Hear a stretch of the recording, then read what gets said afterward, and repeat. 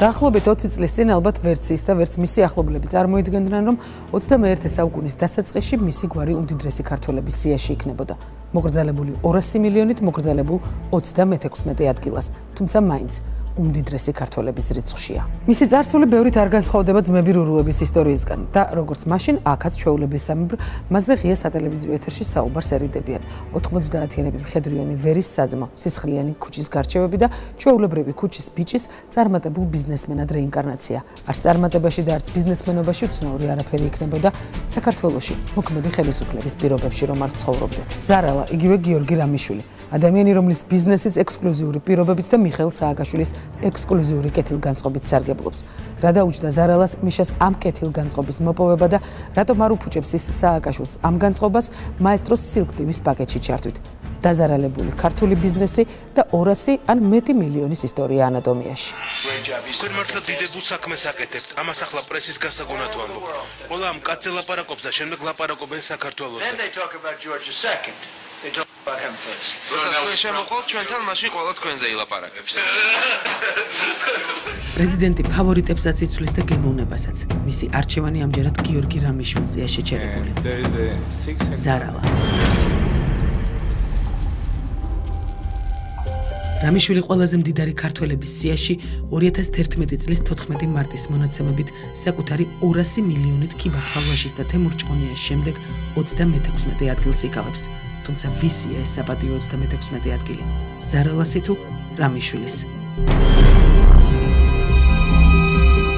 გაბიზნესმენებულ ქუჩის ბიჭებს ერთი ასეთი ჩვევა აქვს. დაიკარგებიან ცოტახნით თვალსაწიერიდან და გამოჩნდებიან რამდენიმე წელიწადში დავარცხნილები კოსტუმში. ხელში ეფადინის ნაცვლად დაიკავებენ აიპადს და საზოგადოებაც მოკლე მეხსიერებით დარწმუნებულია, რომ ურთიერთობა მათ ხელში გაზრდილ ძველ ბიჭთან კი არა, კოლუმბიის ან ჰარვარდის კურსდამთავრებთან, ინგლისურ დახვეწილ ბიზნესმენთან აქვს. ზარალამაც ძალიან კარგად იცის ინგლისური, მაგრამ მიხეილ სააკაშვილმა ხელისუფლებაში მოსვლიდან ზუსტად 5 თვეში ზარალას საკუთარი კარგად დამარხული წარსული შეახსენა. 2005 წელს 2 მაისს გიორგი რამიშვილი იგივე ზარალას საკუთარ სახლში უშიშროების სამინისტროს სპეცდანიშნულების რაზმმა აიყვანა. გამბაჟება. პროკურატურის პრესსამსახურის მიერ გავრცელებულ მაშინდელ განცხადებაში ნათქვამია, რომ გიორგი რამიშვილს ბრალი 2 მუხლით წაუყენეს. იარაღის უკანონოდ შენახვა და გადასახადებისგან თავის არიდება. აყვანის სპეცოპერაცია მაშინდელმა უშიშროების სამინისტრომ ჩაატარა, რომელსაც ზურაბ ადეიშვილი ხელმძღვანელობდა.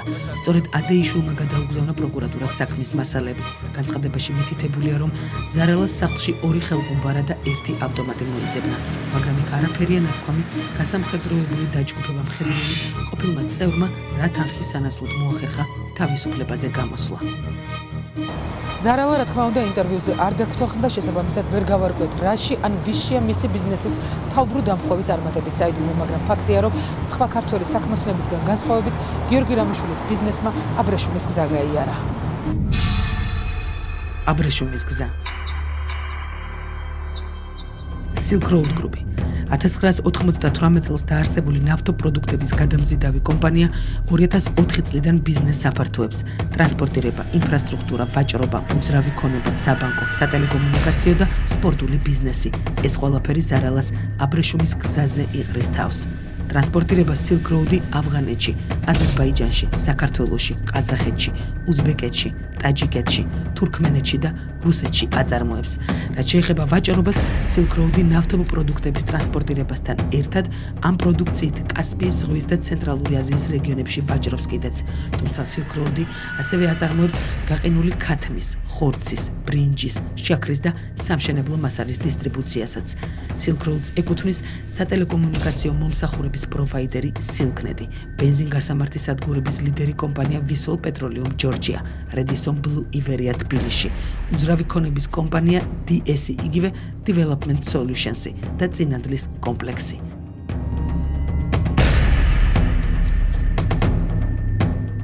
Silknet. საქმიანობის სფეროში შედის ოპტიკური ინტერნეტი, DSL ინტერნეტი, უკაბელო ტელეფონი 100-100, ინტერაქტიული ტელევიზია Silk TV, სახლის ტელეფონი. Silknet-ი დაფუძნებულია 2009 წელს. 93%-იანი წილის მფლობელი კომპანია გაერთიანებული ტელეკომის და 1.8%-იანი წილის მფლობელი შპს Vanex-ის და 5%-იანი წილის მფლობელის შპს აჭარის ელექტროკავშირის მიერ. მისამართი წინამძღვრიშვილის 95. თავის მხრივ ერთ-ერთი დამფუძნებელი Vanex-ი დაარსებულია 1998 წელს. 76%-იანი წილის მფლობელის გაერთიანებული ტელეკომის და ოფშორში ვირჯინიის კუნძულებზე არსებული 24%-იანი წილის მფლობელი კომპანიის Worley International Incorporation-ის მიერ. მისამართი 100-იანის 9. Silknet-ის ერთ-ერთი ყველაზე მსხვილი მეწილე გაერთიანებული ტელეკომი დაარსებულია 1995 წელს და ის შემდეგი კომპანიების შერწყმის შედეგად წარმოიშვა. სააქციო საზოგადოება საქართველოს გაერთიანებული სატელეკომუნიკაციო კომპანიის რუსთავის ფილიალი შერწყმა 2005 წელი. საქართველოს ელექტროკავშირის ფილიალი მაგისტრალური ქსელები შერწყმა 2005 წელი. SAC-ელ კავშირი შერწყმა 2005 წელი. SAC-ელექტროკავშირის ტერიტორიული ფილიალი ქვემო ქართლის ელექტროკავშირი შერწყმა 2005 წელი. საქართველოს ელექტროკავშირის ფილიალი სატელეკომუნიკაციო სერვისი შერწყმა 2005 წელი. საქართველოს ელექტროკავშირის ფილიალი სატელეკომუნიკაციო სერვისი შერწყმა 2005 წელი. SAC-ელ კავშირის ფილიალი საწარმოო ბაზა შერწყმა 2005 წელი. საქართველოს ელექტროკავშირის ქუთაისის ფილიალი შერწყმა 2005 წელი. SAC-ელექტროკავშირის იმერეთის და რაჭა-ლეჩხუმის ელექტროკავშირი შეწყმა 2005 წელი. საქართველოს ელექტროკავშირის მცხეთის ფილიალის შერწყმა 2005 წელი. საქართველოს ელექტროკავშირის ქუთაისის ტერიტორიული ფილიალის სოფელი ორპირის სალაპარაკო შერწყმა 2005 წელი. ზუგდიდის ელკავშირის შერწყმა 2005 წელი. შპს წყალტუბო ელექტროკავშირის შერწყმა 2005 წელი. სააქციო საზოგადოება საქართველოს ელექტროკავშირის ადიგენის რაიონული ფილიალის შერწყმა 2005 წელი. საქართველოს ელექტროკავშირის ფილიალი ამბროლაურში შერწყმა 2005 წელი. შპს საქართველოს ელექტროკავშირის ასპინძის ტერიტორიული ფილიალის შერწყმა 2005 წელი. საქართველოს გაერთიანებული სატელეკომუნიკაციო კომპანიის ახალქალაქის ფილიალი შერწყმა 2005 წელი. ელექტროკავშირის შერწყმა 2005 წელი. საქართველოს ელექტროკავშირის ახალციხის ფილიალი შერწყმა 2005 წელი. სააქციო საზოგადოება ახალციხის ელექტროკავშირი შერწყმა 2005 წელი. საქართველოს ელექტროკავშირის ფილიალი ბოლნისის ელექტროკავშირი შერწყმა 2005 წელი. ელექტროკავშირის ფილიალი გარდაბნის ელკავშირი შერწყმა 2005 წელი. საქართველოს ელექტროკავშირის ფილიალი შერწყმა 2005 წელი. საქართველოს ელექტროკავშირის გურჯაანის ტერიტორიული ფილიალის დედოფლის წყაროს რაიონული ფილიალი შერწყმა 2005 წელი. თეთრი წყაროს ელექტროკავშირის შერწყმა 2005 წელი. საქართველოს ელექტროკავშირის ლანჩხუთის ფილიალი შერწყმა 2005 წელი. საქართველოს ელექტროკავშირის მცხეთის ფილიალი შერწყმა 2005 წელი.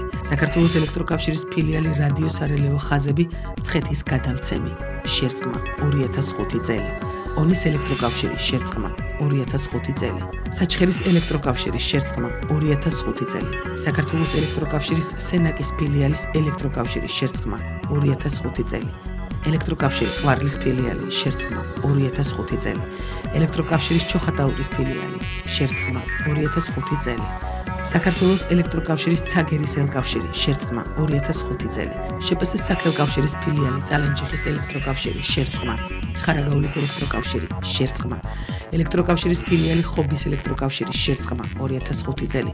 საქელექტროკავშირის ხონის ელექტროკავშირის ფილიალი შერწყმა 2005 წელი. ელექტროკავშირის მარტვილის ფილიალი შერწყმა 2005 წელი. საქართველოს ელექტროკავშირის ფილიალი ფოთის ელექტროკავშირი შერწყმა 2005 წელი. საქართველოს ელექტროკავშირის გურჯაანის ტერიტორიული ფილიალი შერწყმა 2005 წელი. ანუ თითქმის მთელი საქართველოს კავშირგაბმულობა ზარალას ბიზნესის შემადგენლობაში 2005 წელს ჩნდება და ეს ის Silknet-ია, რომელიც მაესტროს საგაბმულო პაკეტში ჩართვაზე უარს ეუბნება.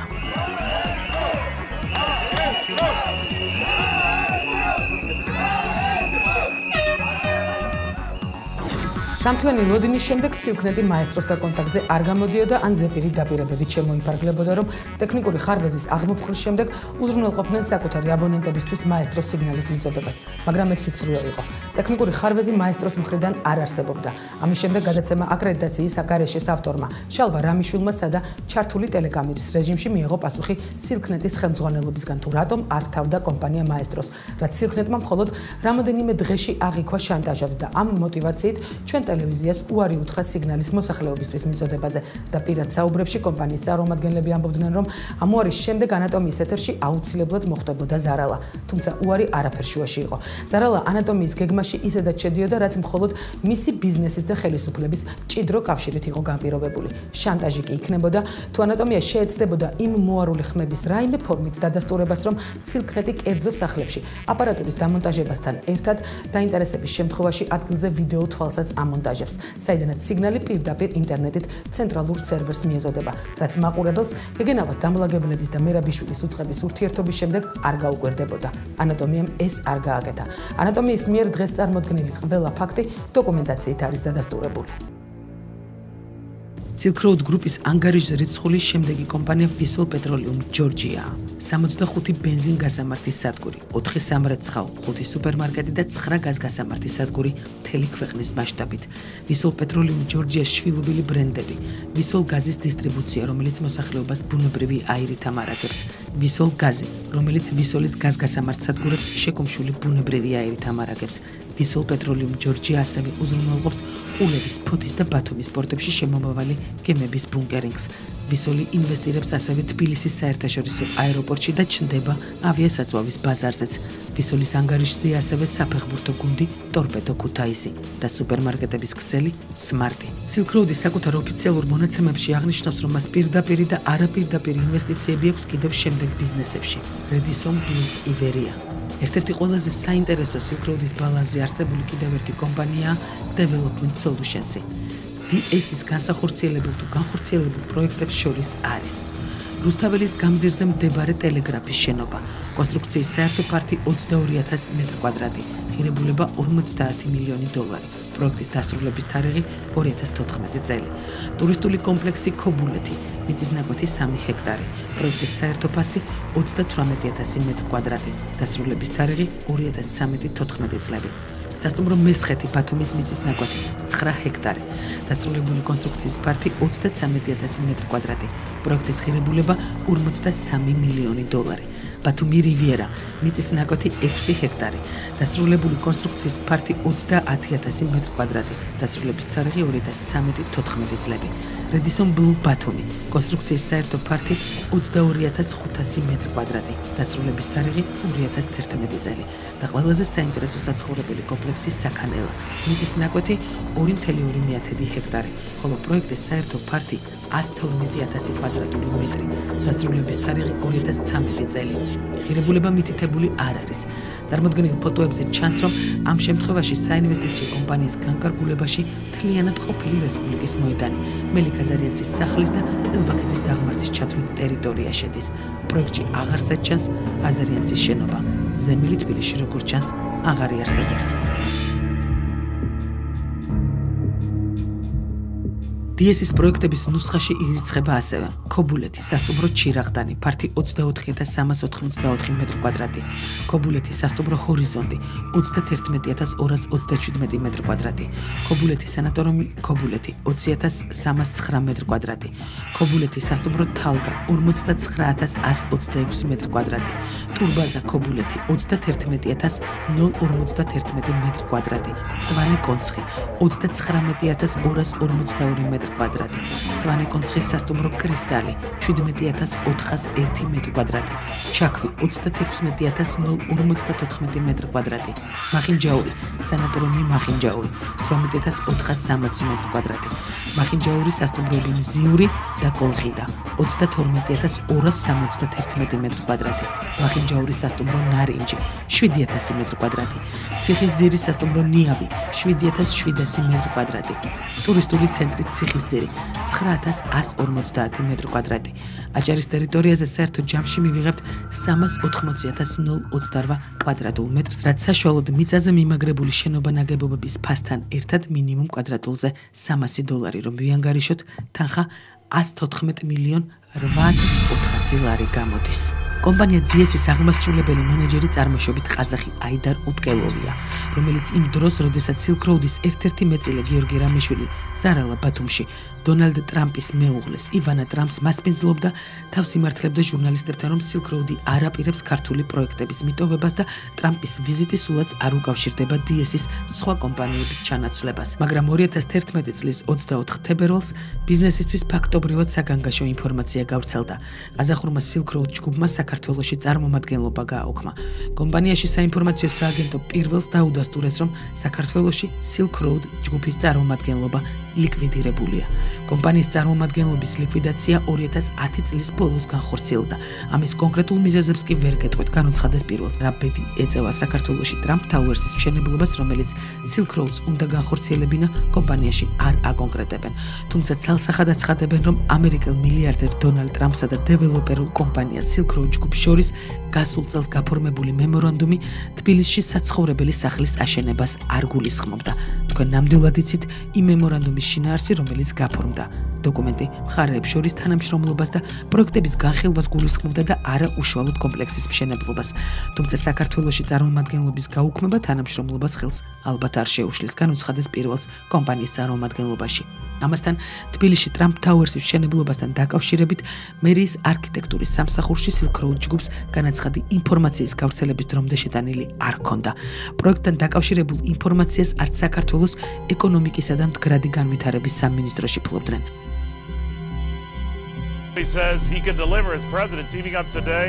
თუმცა პრეზიდენტი 2010 წლის 22 სექტემბერს ამბობდა, რომ დონალდ ტრამპსა და დეველოპერულ კომპანიას Silk Road ჯგუფს შორის შეთანხმება შედგა. ამას პრეზიდენტი ამბობდა. რომ სოფლიოს ბევრ ადგილებში არის თქვენი ბიზნესი, ეს იქნება დუბაი თუ სხვა ადგილები. მიხარია, რომ საქართველოს შემდეგი ქვეყანაა. პრეზიდენტს ისიც უხაროდა, რომ ტრამპი საქართველოში Trump Towers-ს ააშენებდა და ქვეყნის პირველ პირთან ერთად ნაციონალურმა მედია საშუალებებმა საზოგადოება ფაქტობრივად შეცდომაში შეიყვანეს.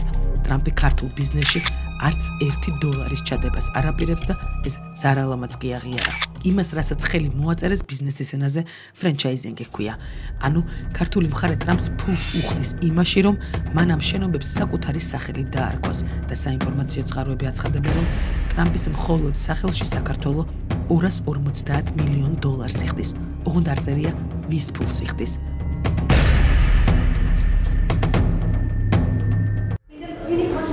Silk Road-ის ჰოლდინგის ანგარიშზეა წინანდლის კომპლექსიც, სადაც უფასოდ უკვე ადგილობრივ მოსახლეობასაც კი აღარ უშვებენ. Silk Road-ს უკავშირდება ასევე შემდეგი კომპანიების არსებობა: BTA Silk Road Bank, 2007 წელს დაფუძნებული Silk Road Project, სადაც 100%-იან წილს რამიშვილის ახლო მეგობარი გოგლად საგარელი ფლობს. 2005 წელს დაფუძნებული Silk Road Trans-ის, სადაც 100%-იანი წლის მფლობელი შვეიცარიული Silk Road-ია.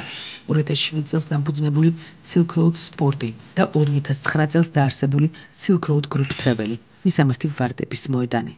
ეს აბრეშუმის გზის მხოლოდ ერთ კვირაში გავლილი მონაკვეთია.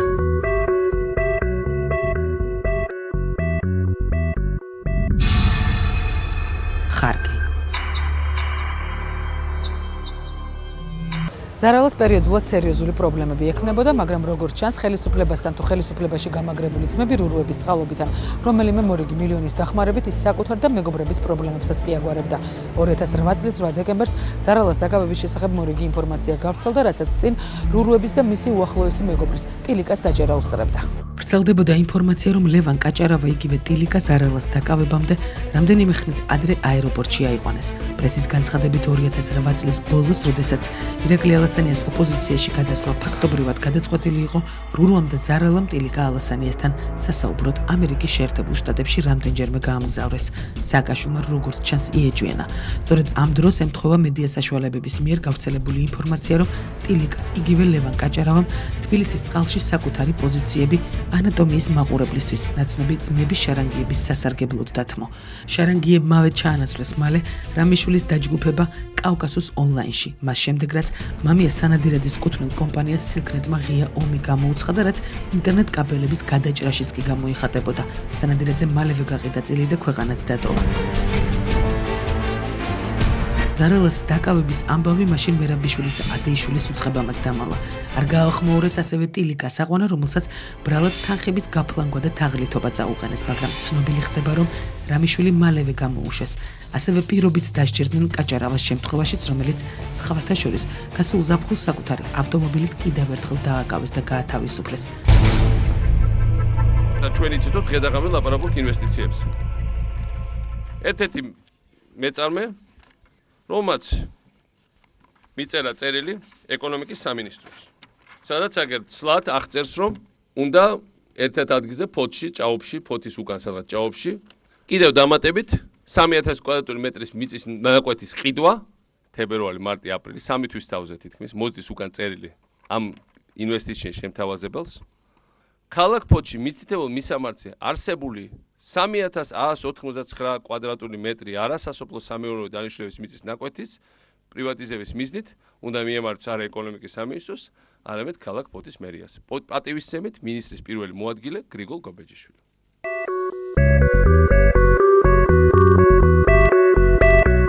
ეს გრიგოლ გობეჯიშვილი ალბათ კარგ ბიჭად ითვლება თავის სამეგობროში, ხო? კარგი სმელია, კარგი მჭმელია. ალბათ ქელეხებზე დადის, ქორწილებზე დადის, ბავშვებს ნათლავს. კარგი ბიჭია, ძმაკაცებს ალბათ ხელს უმართავს, ხო? მაგრამ საქართველოს არ უყვარს და არ უყვარს ნამდვილად. გაგსუებული, გათავხედებული, თავგასული მოხელე. აი ვინ არის თავარი პრობლემა საქართველოს? კომპანია American Monolith, რის გამოც მიხეილ სააკაშვილმა ეკონომიკური განვითარების მინისტრის ყოფილ მოადგილეს გრიგოლ გობეჯიშვილს გაქსუებული უწოდა და არაკომპეტენტურობაში დაადანაშაულა Silk Road ჯგუფის შვილობილი კომპანია აღმოჩნდა, რომელმაც სახელმწიფოსთვის 900.000-იანი გარანტიის წარდგენა ვერ შეძლო. American Monolith არასაიმედოდ მიიჩნიეს და კომპანიისთვის მიწის მისაყიდად ინვესტორს გარკვეული გარანტია მოსთხოვეს. პარალელურად ცნობილი ხდება, რომ Silk Road ჯგუფის კიდევ ერთი შვილობილი კომპანია Silk Road Motors-ი შესყიდვების სააგენტოს შავ სიაშია. Silk Road ჯგუფი ის ჯგუფია, რომლის მფლობელობაშიცაა ჟპს აჭარა Resort Holding-ი, რომელმაც 2006 წელს ვალდებულება აიღო, რომ 2010 წლისთვის აჭარაში 21 ობიექტს ააშენებდა. აჭარის მთავრობასა და ინვესტორებს შორის 2006 წლის 18 თებერვალს გაფორმებული ხელშეკრულება 2010 წლამდე რეგიონში 21 ობიექტის მშენებლობას ითვალისწინებდა. დღეისთვის კი აჭარაში მხოლოდ ერთი კომპლექსის მშენებლობა მიმდინარეობს და 2011 წლის მაისის ბოლომდე ბათუმში სასტუმრო მედიას ყოფილ ტერიტორიაზე რედისონი გაიხსნება. წლების წინ აჭარა Resort Holdings ბათუმში ქობულეთსა და მწვანე კონცხზე არსებული ობიექტები პირდაპირ მიყიდვის წესით $17 მილიონ გადაეცა.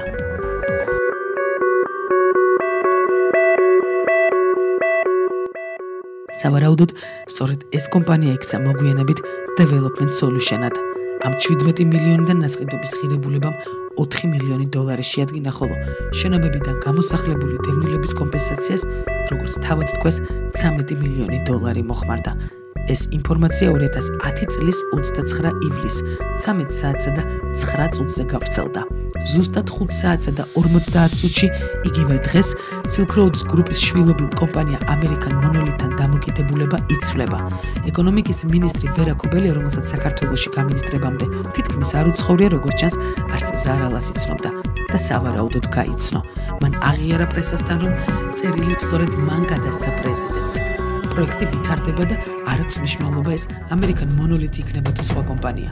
თუ ინვესტორი საქართველოში ინვესტირებას გადაწყვეტს, მე მათ პირადად შევხვდები და დავეხმარები იმაში, რომ ქვეყანაში ინვესტიცია ჩაიდოს, რაც საბოლოო ჯამში ახალ სამუშაო ადგილებს შექმნის და განავითარებს ქვეყნის ეკონომიკას, განაცხადა ქობალია. American Monolith ისევ სანდო გახდა და როგორც ჩანს, ფოთის პროექტშიც დარჩა. ზუსტად ერთი კვირის წინ ეს კომპანია ვაკანსიებსაც კი აცხადებდა. ალბათ ხვდებით, რომ ხელისუფლებასთან დაახლოებული ნებისმიერი პირის ბიზნესის ძიება წრეზე შემოვლებულ ლაბირინთს უფრო ჰგავს ვიდრე 21 საუკუნის საქმიანობას. და ისიც აშკარაა, რომ ამ ლაბირინთის ცენტრში ერთი ადამიანი დგას. ძალიან კარგად მახსოვს 2005 წელს ლონდონში საქართველოს საელჩოს მიერ ორგანიზებული მიღება, რომელსაც მეც ვესწრებოდი. ამ მიღებას ესწრებოდა ასევე მიხეილ სააკაშვილის ძმა დავით სააკაშვილი კანარგოს წარმომადგენლის სტატუსად. რამდენიმე თვეში კანარგომ რებრენდინგი გაიარა და ვისოლად იქცა. პრინციპში სახელს რა მნიშვნელობა აქვს, თავარი ანატომიაა.